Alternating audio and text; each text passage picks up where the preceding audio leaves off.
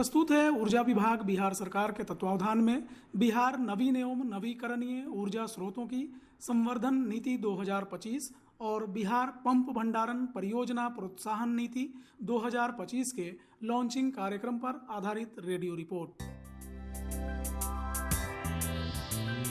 सतत विकास प्रक्रिया में ऊर्जा का क्या महत्व है, हम में से हर कोई वाकिफ है। वर्तमान दौर में जलवायु परिवर्तन एवं ऊर्जा संकट एक गंभीर वैश्विक चुनौती है। अतएव नवीन एवं नवीकरणीय ऊर्जा स्रोतों की संवर्धन को लेकर केंद्र सरकार के साथ साथ बिहार सरकार भी प्रतिबद्ध है। आज पटना के ज्ञान भवन में ऊर्जा विभाग बिहार सरकार द्वारा एक ऐतिहासिक कदम उठाया गया। अवसर था बिहार नवीन एवं नवीकरणीय ऊर्जा स्रोतों की संवर्धन नीति 2025 एवं बिहार पंप भंडारण परियोजना प्रोत्साहन नीति 2025 के लॉन्चिंग का। कार्यक्रम का शुभारंभ मंचासीन अतिथियों के स्वागत एवं दीप प्रज्वलन से हुआ। ये दीप हमारे अंतचक्षुओं का प्रतिबिंब है जो हमें बताता है कि ये सतत ज्वलित लौ जिस प्रकार हमेशा ऊपर की ओर उठती है, हम सब भी अपने जीवन में ऐसे ही नित्य निरंतर प्रगति करें। तदुपरांत श्री मनोज कुमार सिंह, सचिव ऊर्जा विभाग बिहार सरकार ने अपने स्वागत भाषण में कहा, सभी मंचासीन गणमान्य व्यक्तियों का मैं स्वागत करता हूं और आज के इस समारोह के विशेष जो आकर्षण हैं, मैं उनको आप सभी इंडस्ट्री के प्लेयर्स, कैप्टन्स, मैं आप सभी का स्वागत करता हूं और बिहार सरकार की तरफ से आप सभी का आभार भी व्यक्त करता हूं।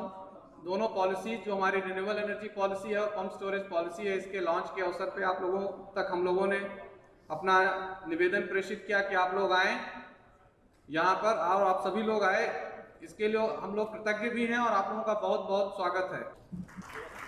तत्पश्चात हरित ऊर्जा एवं नवीकरणीय ऊर्जा क्षेत्र में बिहार सरकार द्वारा अब तक उठाए गए कदमों से संबंधित एक शॉर्ट फिल्म प्रदर्शित किया गया। आज वैश्विक स्तर पर मानव समाज ग्लोबल वार्मिंग और जलवायु परिवर्तन की गंभीर चुनौतियों से जूझ रहा है। भारत एक जिम्मेदार राष्ट्र के रूप में पर्यावरण संरक्षण की दिशा में अग्रसर है। हमारा लक्ष्य है वर्ष 2070 तक नेट जीरो कार्बन उत्सर्जन। इस परिवर्तन की नींव है नवीन और नवीकरणीय ऊर्जा स्रोतों का विकास एवं संवर्धन। बिहार माननीय मुख्यमंत्री श्री नीतीश कुमार के नेतृत्व में इस दिशा में कई प्रभावी और दूरदर्शी कदम उठा रहा है। तो जो सूर्य की ऊर्जा है, सौर ऊर्जा है, वो अक्षय ऊर्जा है और उन्हीं के बदौलत हम सब हैं। तो उनकी जो शक्ति है हम उसका उपयोग करें, बिजली के तौर पर भी उपयोग करें और जितनी सुविधाएं आज उपलब्ध होती चली जा रही है बिजली के माध्यम से, वो अंततोगत्वा सोलर प्लांट से उपलब्ध हो, सौर ऊर्जा से सब कुछ उपलब्ध हो। जल जीवन हरियाली मिशन के जरिए हमने प्रकृति से जुड़ने और ऊर्जा का हरित विकल्प अपनाने की एक मजबूत शुरुआत की है। इसके उपरांत मंचासीन अतिथियों द्वारा दोनों नीतियों को लॉन्च किया गया। बिहार नवीन एवं नवीकरणीय ऊर्जा स्रोतों की संवर्धन नीति 2025 का अनावरण करें। Launch of Bihar RE policy 2025। जोरदार तालियां। और पुनः आग्रह, जी हाँ, यह है Bihar policy for promotion of pump storage project. ऊर्जा सचिव श्री मनोज कुमार सिंह ने दोनों नीतियों की खूबियों पर विस्तार से जानकारी दी। आप सब लोग वाकिफ हैं, इंडस्ट्री के लोग भी हैं, जो नॉन इंडस्ट्री के लोग भी हैं, कि पेमेंट सिक्योरिटी बहुत ही इंपॉर्टेंट एस्पेक्ट होती है किसी भी इन्वेस्टर के लिए। वो जो इन्वेस्टमेंट कर रहे हैं उसके अगेंस्ट जो पेमेंट एक्सपेक्ट कर रहे हैं वो सिक्योर है कि नहीं है। तो हम लोगों ने जो मिनिस्ट्री ऑफ पावर की गाइडलाइन है पेमेंट सिक्योरिटी के लिए, वो उसी गाइड को हम लोग अडॉप्ट कर रहे हैं अपने स्टेट में और पेमेंट सिक्योरिटी मैकेनिज्म हम लोग इंश्योर कराएंगे। हम लोग जो भी SGST आपको पड़ेगा प्रोजेक्ट सेटअप करने में बिहार में, उसका 100% आपको रिइंबर्समेंट दे रहे हैं स्टेट गवर्नमेंट की तरफ से। इसमें जो है हम लोगों को काफ़ी गवर्नमेंट की तरफ से अच्छा सपोर्ट मिला जब हम लोग पॉलिसी फॉर्मुलेट कर रहे थे। स्टाम्प ड्यूटी जो भी आपको लगेगी, चाहे वो लैंड से रिलेटेड हो या अदर, वो स्टाम्प ड्यूटी आप लोगों को 100% एग्जेम्प्ट की जा रही है। और हम सभी जानते हैं कि एग्रीकल्चरल लैंड को अगर नॉन एग्रीकल्चरल पर्पज़ के लिए यूज करना पड़ता है तो रफली जो उसकी एग्रीकल्चर वैल्यू होती है और जो इंडस्ट्रियल वैल्यू होती है, उसका जो डिफरेंस का लगभग 10% जो है, which is a huge amount वो लैंड कन्वर्जन फी के रूप में देना पड़ता है रेवेन्यू ऑफिसर्स को, फिर वो अलाउड होता है। हम लोगों ने बिहार में डिसीजन लिया है कि land conversion fee renewable energy project के लिए बिहार में नहीं ली जाएगी। इस अवसर पर श्री मिहिर कुमार सिंह, अपर मुख्य सचिव उद्योग विभाग, बिहार सरकार ने अपने विचार व्यक्त किए। ऊर्जा विभाग माननीय मंत्री श्री विजेंद्र प्रसाद यादव जी, सचिव श्री मनोज कुमार सिंह जी और उनकी पूरी टीम को बहुत बहुत बधाई देना चाहता हूँ इस काफ़ी इनोवेटिव और काफ़ी फॉरवर्ड लुकिंग आरी और पंप स्टोरेज पॉलिसी के लिए। यह पॉलिसी जो आरी पॉलिसी बनाई गई है, इसमें Bihar industrial policy, Bihar industrial promotion policy के जो अधिकांश अंश हैं वह ले लिए गए हैं। SIPB के माध्यम से बिहार में हम लोगों ने बहुत सारे कार्य कराए हैं, जिसके संबंध में जो उस पॉलिसी के अधिकांश अंश हैं वो ले लिए गए हैं। हम लोग पॉलिसी के बारे में बताएंगे और बता देंगे कि रिन्यूएबल एनर्जी फोरम से क्या ले लिया गया है। तो जिस भी ये डबटेलिंग है दोनों जो एनर्जी विभाग के हिसाब से दिया जाएगा और हमारे यहाँ से दिया जाएगा, और एक चीज़ में एक ही जगह से राशि दे है। मैं यह भी बता दूंगा कि आपके लिए कौन सा ज़्यादा, चूँकि दोनों एक ही सरकार से है, तो कौन सा आपके लिए ज़्यादा महत्वपूर्ण होगा। जैसा आप लोग जानते हैं, बिहार देश में काफ़ी देश की जो दर है, प्रगति दर है, उससे हमारा GSDP ग्रोथ रेट काफ़ी तेज है और we are trying to catch up with the rest of the country. तो यह बताया गया है 10.6% पिछले 10 वर्षों में हम लोग इस तेजी से बढ़ रहे हैं। कार्यक्रम को संबोधित करते हुए BERC के चेयरमैन श्री आमिर सुभानी ने कहा कि सबसे पहले तो मैं ऊर्जा विभाग, बिहार सरकार को बधाई दूंगा कि उन्होंने बिहार आरी पॉलिसी 2025 और PSP पॉलिसी लाई। इस बारे में हमारे माननीय ऊर्जा मंत्री जी का और ऊर्जा सचिव जी का बहुत बड़ा योगदान रहा है और मैं उनके इस योगदान की प्रशंसा करता हूँ। कोई भी पॉलिसी आने के बाद उसके इम्प्लीमेंटेशन का सवाल उठता है। इम्प्लीमेंटेशन भी सारे स्टेक होल्डर्स, गवर्नमेंट और पावर यूटिलिटीज़ मिल के करते हैं। नई आरी पॉलिसी में BERC को भी बहुत सारे रोल या रिस्पॉन्सिबिलिटीज़ या फंक्शंस दिए गए हैं और बताए गए हैं। हमने उसका गहराई से अध्ययन कर लिया है और हम अपनी ओर से सरकार को, बिहार सरकार को, पावर यूटिलिटीज़ को, इन्वेस्टर्स को, पावर डेवलपर्स को आश्वस्त करते हैं कि उसमें जो भी भूमिका BERC को करनी है वो हम समय पर और अच्छी तरह करेंगे। इसमें कई तरह की चीज़ें आ सकती हैं। हमें कुछ नए रेगुलेशंस बनाने पड़ सकते हैं, कुछ एग्जिस्टिंग रेगुलेशंस को अमेंड करने पड़ सकते हैं। इन चीज़ों का प्रोसेस शुरू होगा और जब हम रेगुलेशन बनाते हैं या अमेंड करते हैं तो हम ओपन कोर्ट में पब्लिक हियरिंग करके सभी स्टेक होल्डर्स के व्यूज़ लेके करते हैं। जब वो स्टेज आएगा तो मैं आप सबसे, सारे स्टेक होल्डर से अभी इससे रिक्वेस्ट करता हूँ कि आप उसमें रुचि लें, अच्छे और विस्तृत सुझाव दें ताकि आयोग को अच्छे रेगुलेशन बनाने में मदद मिले और ये इंडस्ट्री जो है इस नई पॉलिसी की मदद से बिहार में अच्छा इन्वेस्टमेंट कर सके। बिहार ऊर्जा क्षेत्र में पूर्व से कार्यरत एक प्रतिष्ठित कंपनी के MD अनिल रावल ने अपना विचार कुछ इस प्रकार साझा किया। तो सर, हमारा काफ़ी बड़ा इन्वेस्टमेंट बिहार में है और पिछले काफ़ी साल से हम बिहार में इन्वेस्टेड है और काफ़ी बड़े स्केल पे काम कर रहे हैं। तो मेरे विचार आज के इन दो पॉलिसीज़ के बारे में जो है, आई थिंक ये काफ़ी मैं कहूँगा क्रांतिकारी और काफ़ी कॉम्प्रिहेंसिव पॉलिसीज़ हैं। हमने बाकी पॉलिसीज़ देखी हैं, ऐसा नहीं कि देश में पॉलिसीज़ नहीं आई है, आ रही हैं, क्योंकि आरी पॉलिसी और पंप स्टोरेज दोनों बहुत क्रिटिकल है आज के दिन, जब नेट ज़ीरो की हम बात कर रहे हैं और ग्रीन एनर्जी की हम बात कर रहे हैं।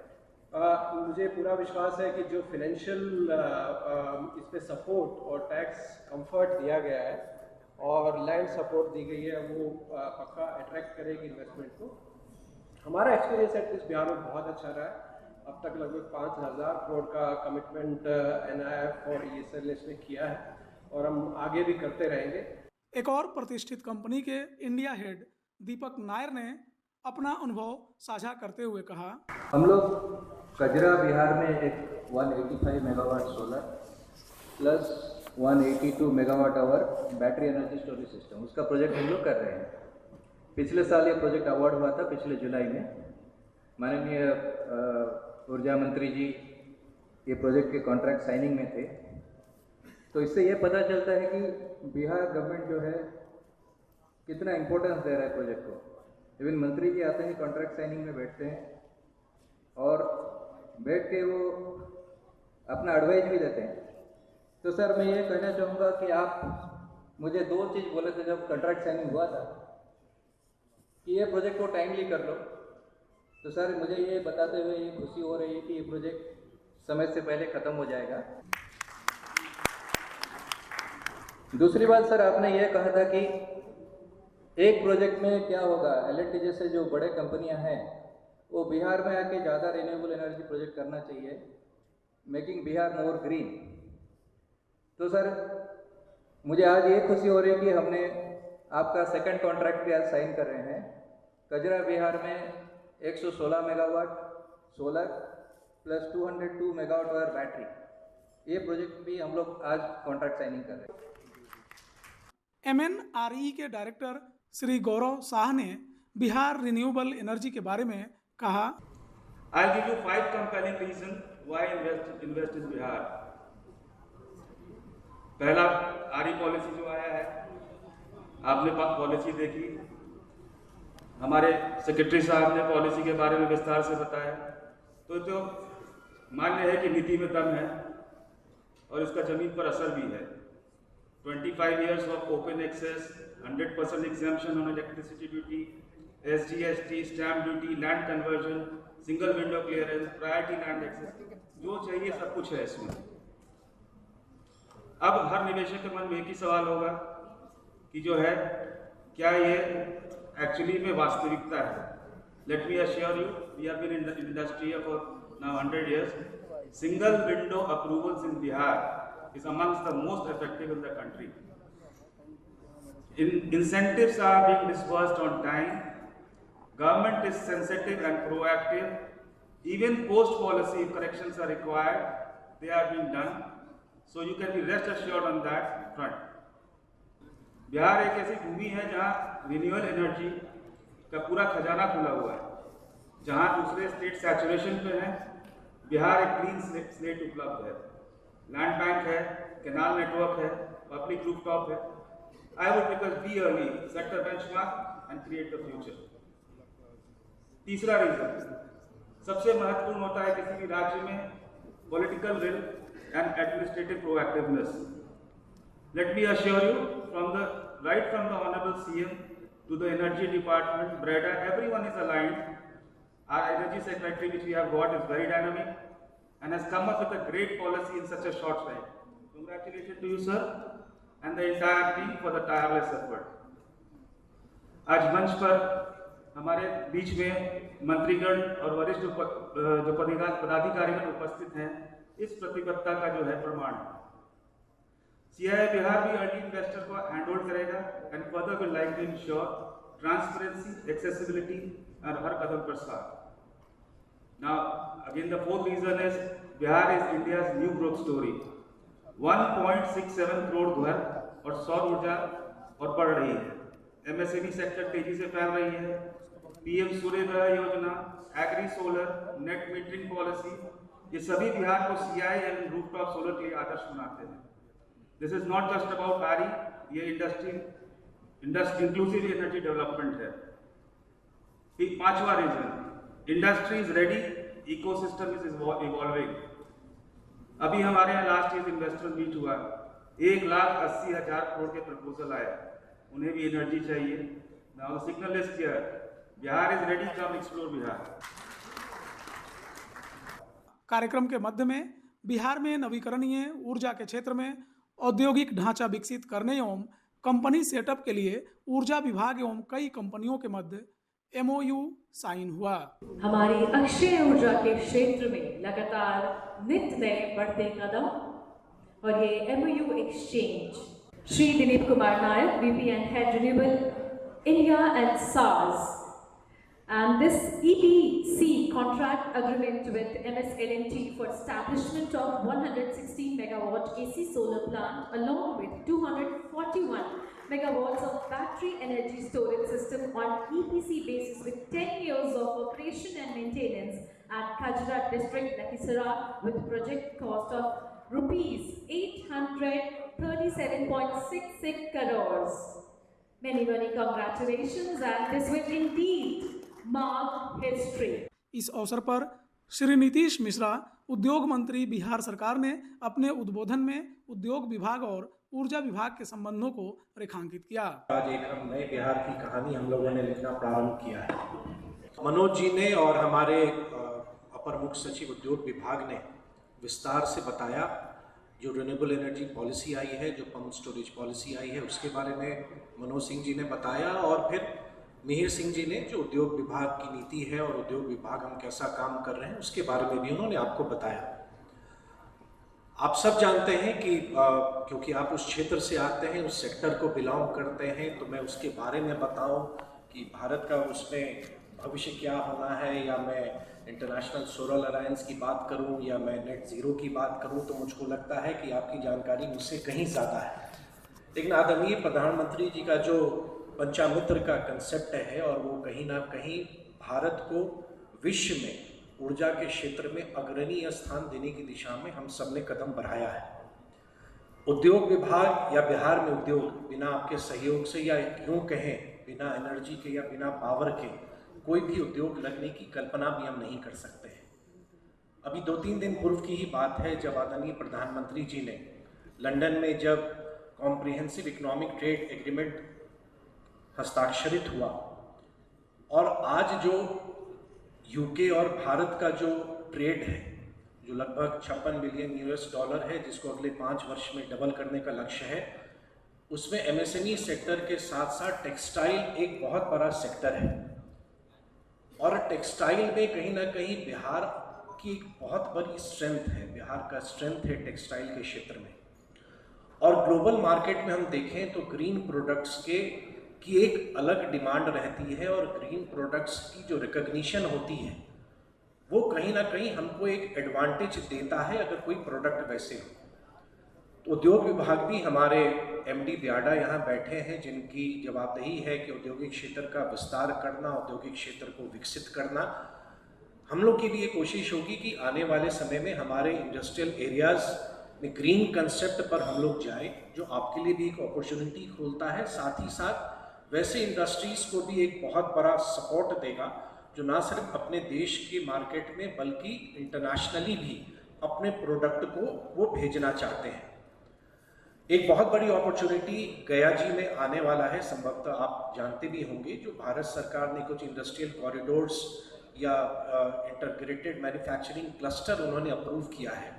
तो 1700 एकर्स में आईएमसी गया जी में हम लोग अभी स्टैब्लिश करने जा रहे हैं, और बियाडा ने एक बहुत ही बृहद योजना बनाई है जिस पर काम करेंगे। वो भी एक बहुत बड़ा एक अपॉर्चुनिटी आपके लिए आने वाला है कि उस पूरे इंडस्ट्रियल एरिया पे कन्वेंशनल पावर के साथ साथ क्या हम नॉन कन्वेंशनल पावर को भी कहीं ना कहीं उस अपने पूरे प्रोजेक्ट का एक इंटीग्रल पार्ट हम बना सकते हैं या नहीं बना सकते हैं। अगर वो हम बना पाते हैं, जो ऊर्जा विभाग के माध्यम से जो आप ग्रिड स्थापित करते हैं या जो आप अलग अलग आप फीडर्स आप देते हैं, तो हम कन्वेंशनल के साथ साथ नॉन कन्वेंशनल पर भी हम सोचें तो शायद वो भी एक बहुत बड़ा हमारे उस क्लस्टर को डेवलप करने में मदद मिलेगा। उन्होंने अपने संबोधन में बिहार को कानों से सुनने के बजाय आंखों से देखने का आग्रह किया। बिहार को आप लोग कानों से मत देखिए, मेरा आग्रह होगा कि बिहार को आप अपनी आंखों से देखिए। Bihar has changed and Bihar has immense potential to become a growth engine not only for India but particularly we have a unique place, and our strength will place Bihar in coming years as a prominent growth engine in the eastern part of India. आइए मिलके हम लोग विकसित भारत की यात्रा में आप भी जुड़ें, बिहार को आगे ले चलें। विकसित भारत तभी होगा जब विकसित बिहार होगा। और आज ये सेक्टर एक तरह से कहें कि आज की जो पॉलिसी है, मैं देख रहा था, बहुत ही अच्छी पॉलिसी बनी है। बिहार का एक कम्पिटिटिव एडवांटेज हमको मिलेगा, और बहुत जल्दी हम बिहार की नई इंडस्ट्रियल पॉलिसी भी हम लाने वाले हैं, जो 2025 इंडस्ट्रियल पॉलिसी होगी। तो आपकी आज की पॉलिसी और बिहार इंडस्ट्रियल पॉलिसी मिलके हम सब लोग अपने देश को आगे बढ़ाएं। आपका बिहार में अनुभव सुखद रहे। जिन्होंने आज MOU हस्ताक्षरित किया है उनको बहुत शुभकामनाएं। और यही प्रांगण बिहार का एक इतिहास रहा है कि पिछले वर्ष जब हम दिसंबर में हमारा इन्वेस्टर्स मीट हुआ था तो 1,81,000 करोड़ के MOU हस्ताक्षरित हुए थे। उसमें 90,000 करोड़ के प्रस्ताव हमें रिन्यूएबल सेक्टर के आए थे। तो वो दिखाता है कि बिहार में क्या पोटेंशियल है। जय बिहार।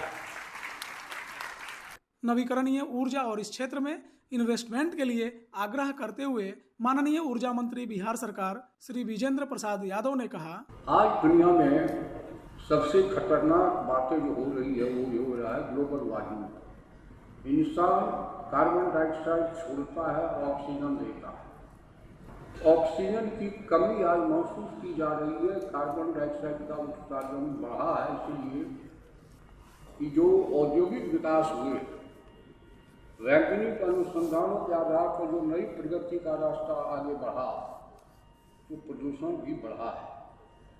आज सारे दुनिया के वैज्ञानिक इस बात पर सहमत हैं कि हमको इसको इंसान को जिंदा रखने के लिए कार्बन उत्सर्जन को घटाना है। मैं स्मरण करना चाहूँगा, एक बार हम लोग के ज्वाइंट सेशन को स्वर्गीय कलाम साहब, वो बहुत बड़े साइंटिस्ट थे, राष्ट्रपति भी थे, उन्होंने एड्रेस करते हुए यही कहा था कि आगे आने वाले वक्त में सूर्य ही शक्ति का मापदंड होगा और प्रगति का रास्ता तय करेगा। आज सूर्य की रोशनी से नॉन कन्वेंशनल एनर्जी का जो हम लोग विस्तार करना चाहते हैं, प्रगति लाना चाहते हैं, उसके लिए एक नई नीति बनाई गई है। और मैं कह सकता हूँ कि इस नीति हिंदुस्तान ने अपने आप तय किया है। अगर और भी इसमें कुछ सुधार की गुंजाइश होगी तो आप लोगों के सहयोग से इसमें और भी सुधार करने की जरूरत पड़ेगी, उसको लेकर हम लोग करेंगे। लेकिन आइए, नई जो आने वाला भविष्य, नया भविष्य, नई पीढ़ी है, उसके जीवन की रक्षा के लिए, उसके प्रगति के लिए और देश के विकास के लिए, रोजगार के अवसर को पैदा करने के लिए एनर्जी की जरूरत है। तो आइए, आप सब आमंत्रित हैं कि आप बिहार में आकर के और अपना इन्वेस्टमेंट करें इस सेक्टर में, और काफ़ी क्षमता भी है। ठीक ही कहा हमारे उद्योग मंत्री ने, जो भटर हो रहा है उसको मत जाइए, देखिए। सच ये है कि बिहार काफ़ी प्रगति किया है, काफ़ी शालीनतापूर्वक आगे बढ़ा है। इसलिए आइए, मैं आपका स्वागत करता हूँ। बहुत बहुत धन्यवाद। ऊर्जा विभाग में MD महेंद्र कुमार ने धन्यवाद ज्ञापन किया। यह पूरा कार्यक्रम आप लोगों को इस पॉलिसी से रूबरू कराने के लिए रखा गया था। मुझे विश्वास है कि यह कार्यक्रम भले अंत हो, लेकिन यह बिहार में रिन्यूएबल एनर्जी के क्षेत्र में क्रांति की शुरुआत है। और आप सब के माध्यम से रिन्यूएबल एनर्जी में बिहार में निवेश का जो दौर है वो अब बड़े पैमाने पर शुरू होगा। और इसका उद्देश्य केवल रिन्यूएबल परचेज ऑब्लिगेशन को पूरा करना नहीं, बल्कि जो वैश्विक चुनौती है क्लाइमेट चेंज, उससे निपटने के लिए एनर्जी ट्रांजिशन में भी हम लोग सब अपना योगदान देंगे। मैं आप सबका अपने व्यस्तम समय से समय निकालकर ट्रैवल कर यहाँ आने के लिए बहुत बहुत धन्यवाद ज्ञापित करता हूँ। कार्यक्रम में इस अवसर पर विभागीय मंत्री, सचिव, अधिकारी, कर्मचारी एवं ऊर्जा क्षेत्र के विभिन्न नामचीन कंपनियों के CEO, MD एवं भारी संख्या में अधिकारी उपस्थित थे। इसी के साथ ऊर्जा विभाग बिहार सरकार के तत्वावधान में बिहार नवीन एवं नवीकरणीय ऊर्जा स्रोतों की संवर्धन नीति 2025 और बिहार पंप भंडारण परियोजना प्रोत्साहन नीति 2025 के लॉन्चिंग कार्यक्रम पर आधारित रेडियो रिपोर्ट संपन्न हुई। वाचन, संकलन एवं संपादन हरेंद्र आजाद, प्रस्तुति अनिल कुमार तिवारी।